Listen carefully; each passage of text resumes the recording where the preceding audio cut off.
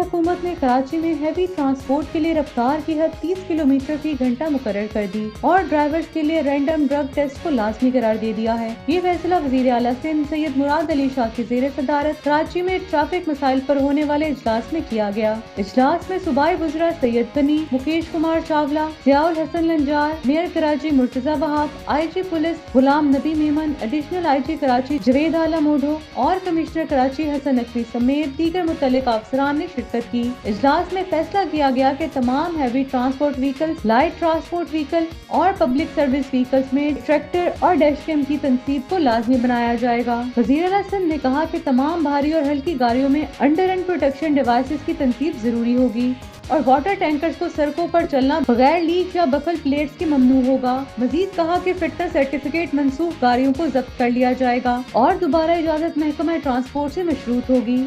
वज़ीर आला सिंध ने शफाफ ई टिकटिंग के लिए फीस लेस खुदकार निज़ाम मुतारिफ कराने की हिदायत दी और महकमा transport, excise, licensing authority, traffic police और नादरा को बाहम मुंसलिक करने का हुक्म दिया। इजलास में ट्रैफिक कवानीन पर मुअस्सर और हम आहंग अमल दरामद को यकीनी बनाने के लिए ट्रैफिक इंजीनियरिंग ब्यूरो की तंजीमें नौ करने का भी फैसला किया गया और इसे मेयर कराची के मातहत करने का हुक्म दिया गया। वज़ीर आला सिंध ने ड्राइविंग लाइसेंस से कबल बैनुल अक़वामी मेयार की तरबियत को लाजमी करार दिया और लाइसेंस होल्डर्स के लिए डीमेरिट पॉइंट सिस्टम मुतारफ कराने की हिदायत दी गई। इसके अलावा गैर कानूनी नंबर प्लेट्स, काले शीशे, गैर मजाज सायरन और लाइट्स के खिलाफ क्रैकडाउन तेज करने की हिदायत की गई। हेलमेट के बगैर मोटरसाइकिल चलाने, ट्रिपल सवारी और गैर महफूज बाइक्स के खिलाफ सख्त कार्रवाई का हुक्म दिया।